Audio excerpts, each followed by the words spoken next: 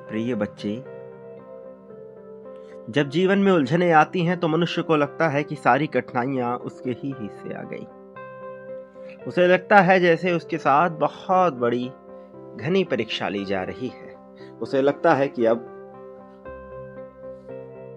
वो उबर नहीं पाएगा इससे, लेकिन मन ही मन उसे एक उम्मीद भी होती है। मेरे प्रिय बच्चे, याद रखो, जीवन तुम्हें परख नहीं रहा, वह तुम्हें पहचान रहा है। जीवन भी एक जीवंत हिस्सा है। ये प्रकृति तुम्हारे साथ साथ खुद भी जीवित है। तुम अभी इसके अंतर को समझ नहीं रहे हो, लेकिन जल्द ही तुम समझ जाओगे, और फिर जो चमत्कार तुम महसूस करने वाले हो उसकी शक्तियां तुम्हारे अंतर मन को बदल देंगी। चमत्कार जो तुम्हारी कहानी को बदल देगा, एक ऐसा चमत्कार जो तुमसे तुम्हें परिचित कराएगा। तुम अभी पूर्णतः परिचित नहीं हो अपनी ताकतों से। इसका यह अर्थ नहीं कि तुम इसका उपयोग नहीं कर पाओगे। बहुत ही जल्द तुम अपनी ताकतों से न केवल परिचित होगे, बल्कि पूर्णतः इसका उपयोग भी करोगे, और फिर तुम्हारा अंतर्मन तुमसे प्रश्न नहीं करेगा, बल्कि तुम्हें उत्तर देगा। तुम्हारे सारे प्रश्नों के सारे विकल्प जो तुम्हारे सामने हैं, अब एक एक कर आगे आएंगे।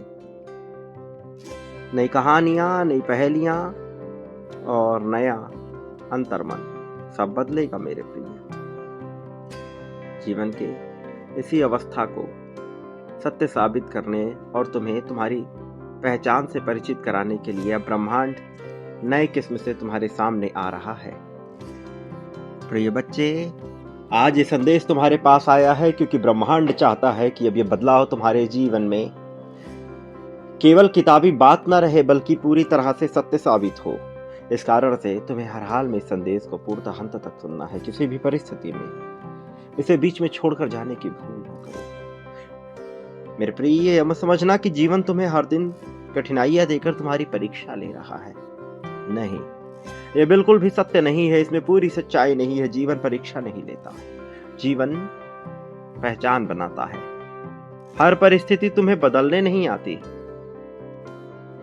बल्कि परिस्थिति कई बार इसलिए भी आती है कि वो तुम्हारे असली स्वरूप को पहचान सके कि तुम कैसे हो, तुम्हारी सोच क्या है, और फिर तुम्हें वह बदले में वो दे सके जैसा तुम सोच रखते हो। क्योंकि ये जीवन बिल्कुल तुम्हारी सोच का प्रतिछाया है मेरे प्रिय। तुम कैसे हो और कैसे नहीं, लोग कैसे हैं और कैसे नहीं, ये उनकी सोच और प्रतिछाया पर ही निर्भर करता है। मैं तुम्हें इसे समझाऊंगा और जल्द ही तुम इसे जान पाओगे, और जब तुम इसे जानोगे तो तुम्हारे बहुत सी दुविधाओं का अंत होगा, और फिर नई मंजिलें तुम्हें मिलेंगी मेरे प्रिय। ये जानो कि क्या सत्य है। इससे पहले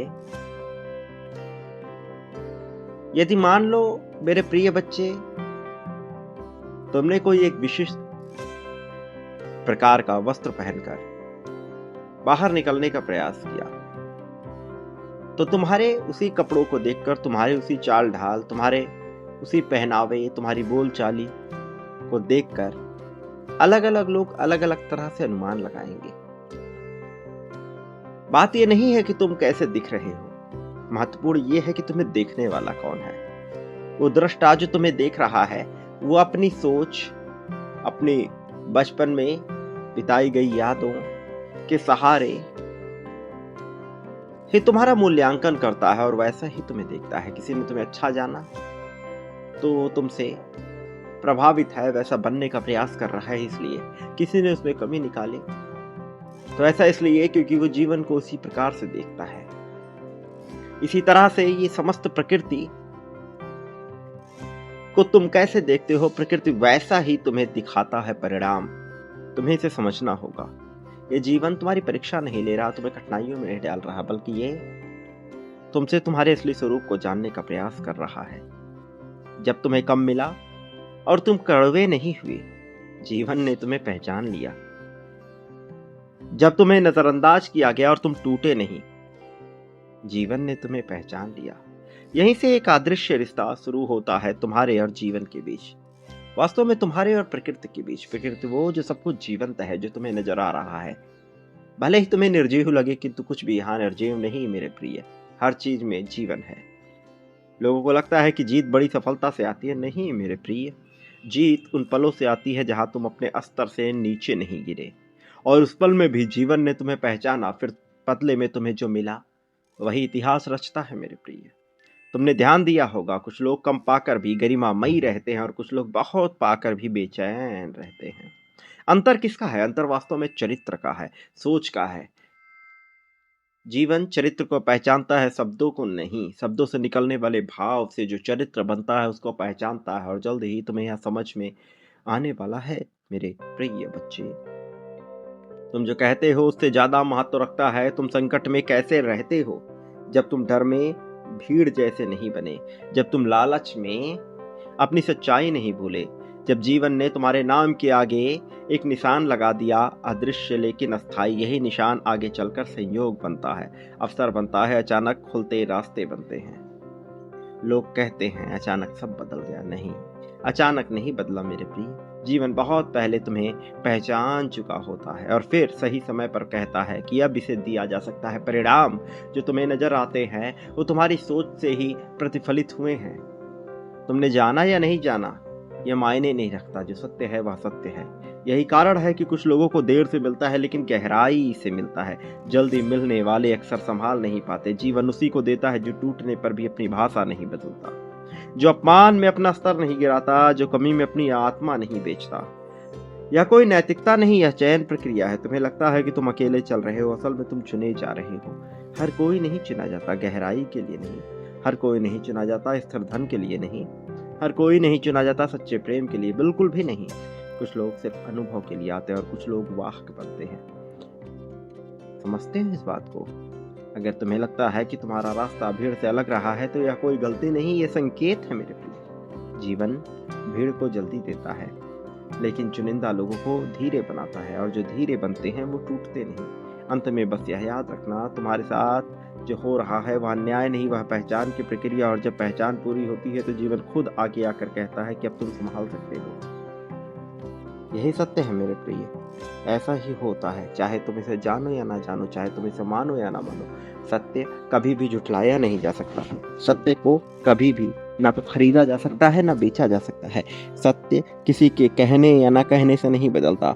सत्य सत्य की तरह ही रहता है मेरे प्रिय। क्या तुम जानते हो कि अब तुम्हारे जीवन में जो चमत्कारिक बदलाव होने वाले हैं इसकी नींव बहुत पहले रखी जा चुकी है। ये इमारत जो अब खड़ी होने वाली है, तुम इसके सूत्रधार रहे मेरे प्रिय, विभिन्न तरीकों से, लेकिन तुम जान नहीं पाए, तुम पहचान नहीं पाए। इसका ये अर्थ नहीं हुआ कि यह हुआ नहीं, यह हुआ मेरे प्रिय, यह हुआ बहुत गहराई से हुआ, और अब इसका परिणाम सामने आने वाला है।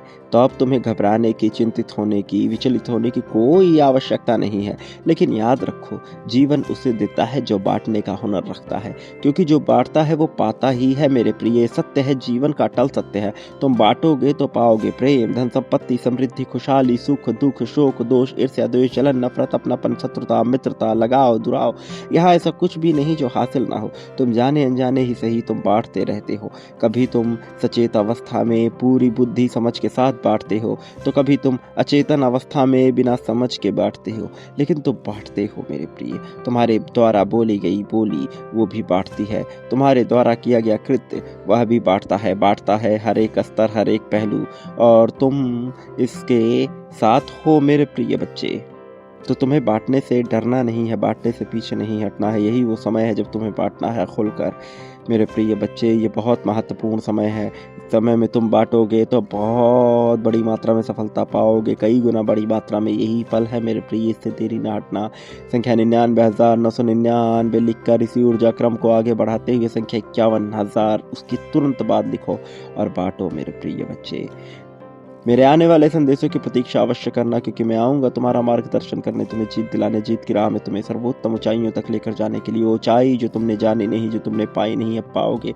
बांटोगे तो पाना सुनिश्चित हो जाएगा मेरे प्रिय। संख्या 777 लिखकर इसी पल में अपनी जीत की पुष्टि करो, और जो क्रम तुम्हें ज्ञात है उसी क्रम को आगे बढ़ाते हुए बांटो मेरे प्रिय। मैं वही हूँ जो सदा तुम्हारे साथ रहा, मैं वही हूँ जो सदा तुम्हारे साथ रहूंगा मेरे प्रिय बच्चे। मैं रहूंगा, सदा था, हूँ और हमेशा रहूंगा। मेरे आने वाले संदेशों के साथ जुड़ना तुम्हारा कर्तव्य है, इसके साथ जुड़े रहना मेरे प्रिय बच्चे। सदा सुखी रहो, तुम्हारा कल्याण हो। आने वाला समय तुम्हारा है, तुम्हारी प्रगति, उन्नति, उत्थान होगी, तरक्की होगी। यही सत्य है। प्रकृति को स्वीकार करो।